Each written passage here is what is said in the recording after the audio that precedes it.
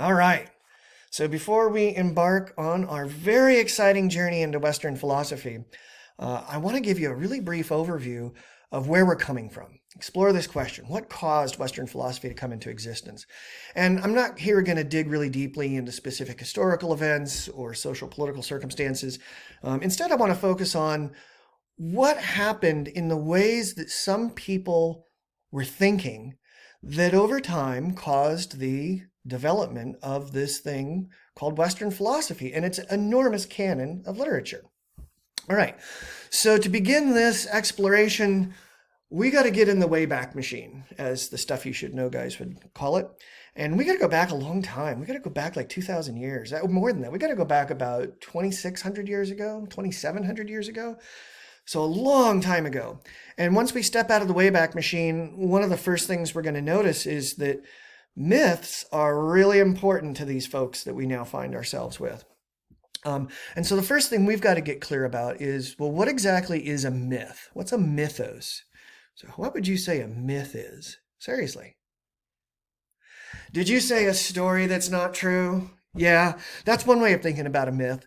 I remember in high school, there was this story going around about someone who had a black widow establish a nest in her dreadlocks that then ended up, giving birth to a bunch of baby black widows. And the story just terrified me. It's like, oh, never having dreads.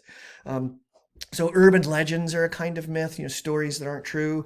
Or maybe you were thinking like, oh, myths are like stories of gods that are up to hijinks with one another. And both of those are perfectly legit ways of thinking about myths. But what I want you to think about myths as is stories that explain things. Okay, explanatory stories are narratives with characters that are doing things that tell us something about the world that we live in. How did things come to be? Why are things the way that they are? There's a thunderstorm right now. Why is there this noise of thunder occurring outside?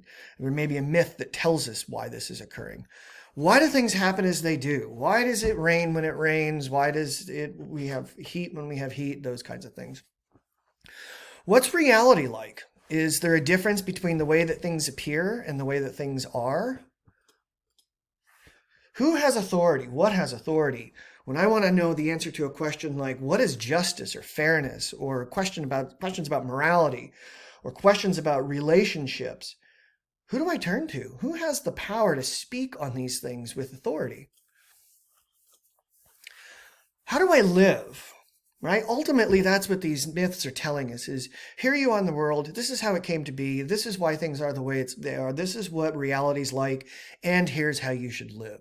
So myths can have tremendous power, right? And I'm here not talking necessarily about Greek myths in particular. I'm talking about all myths, right?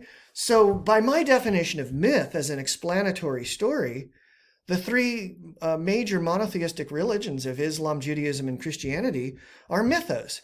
That's not to say that what's in their documents is not true. I'm not saying that. I'm just saying that by my definition of mythos, those three books do these things. They explain how things came to be, why things are the way they are, who has authority, and how you should live. And you could think about Native American myths, like Native American creation stories. They do a lot of the same things.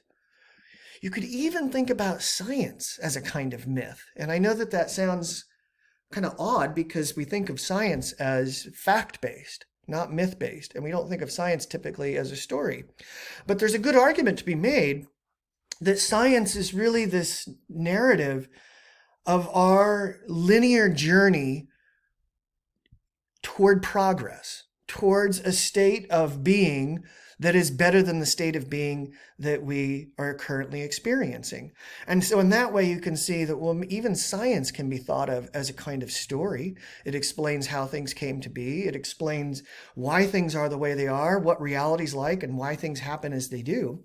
So in that sense, science could even be thought of as a kind of story. All right, so why do these folks that we now find ourselves with 2,700 years ago, why are these myths so valuable to them? What do they do? One thing they do is they make sense of the world for us. They situate the world within a context that provides meaning for us. that makes clear that why things are occurring is not meaningless.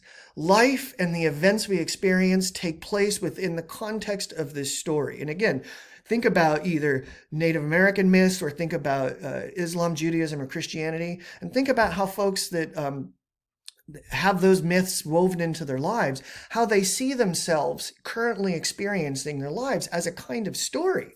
So if something happens, like a hurricane happens, and people will come to different explanations for why this is occurring based on whatever mythos or myths happens to be the one embraced by that group. And that's another thing that the mythos does for us, is it provides a sense of community. We're all in this together. We're all experiencing the same story. So if you find a devout Christian or you find a devout Muslim, they're going to have a community that they exist within. And what makes that community bond together is the fact that they all see themselves as living the same story. Myths can create a very stable society, right? Because if we're in the story and we're a part of the story, and then we need to look back at the way that our ancestors lived, and we need to behave in ways that people have behaved who live according to the story. In other words, it's sort of providing a moral code depending on what the myth is. All right, so this is what makes myths valuable. They bind people together, they help them explain reality and why life is the way that it is and what we should do. And interestingly, there's a lot of folks right now that are positing that we're experiencing in the Western world a kind of myth crisis, right? So we've got, if you think about just here in America, there's a lot of questioning about the American story. Is this really the American dream? Is this really a true story, the American dream, that you can be successful if you work hard and play by the rules and so forth? Or, as some people would say, is this the American nightmare? There's a significant decline in religiosity in the Western world, particularly in America, and people are in greater numbers saying that they don't think that there is any ultimate meaning to anything, that everything that exists came into existence surely by chance, and there's no purpose to anything. And so there's some folks that are arguing that this decline in seeing ourselves in a story, in a myth, is creating increased rates of depression, anxiety, substance abuse, and so forth. So I'm not saying that any of that's true. I'm just saying that the question about myths is still a relevant one. So it's relevant to these folks that we find ourselves with 2,700 years ago. It's a relevant question still today. All right, so the problem is for the folks we're hanging out with now 2,700 years ago, is that because of a variety of complicated social political circumstances, the myths completely collapsed. And what I mean by that is they lost their authority for a lot of people. And what is important for us to think about is, what would that be like if the mythos that you existed in, that your ancestors existed in, that everybody else sees themselves as a part of, suddenly collapsed?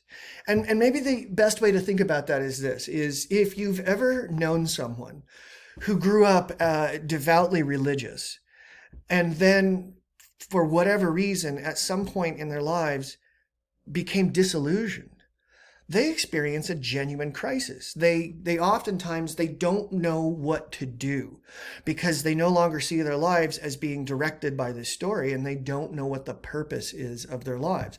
Or maybe think about this. If you've seen that movie, the one with Jim Carrey, where he's in the artificial world. God, what's the name of that? Oh, geez. You're probably sitting there screaming at your screen right now. Anyway, there's this movie where Jim Carrey spends his entire life on a movie set, but he doesn't know it. What happens when he comes to realize that the story he's been living isn't true anymore? The people that he's known, the relationships that he has had, the world, the very world that he's living, he comes to realize that that entire story is no longer reliable. It's not true. Again, a kind of crisis. What happens if you wake up one day and you realize you're in the Matrix? Like, what happens? And that's what happened to these folks 2,700 years ago. They came to the some of them came to the realization that the story they had been living, that had provided meaning in their lives, was no longer reliable or true. So what do you do? And that's the topic we'll take up in the next video.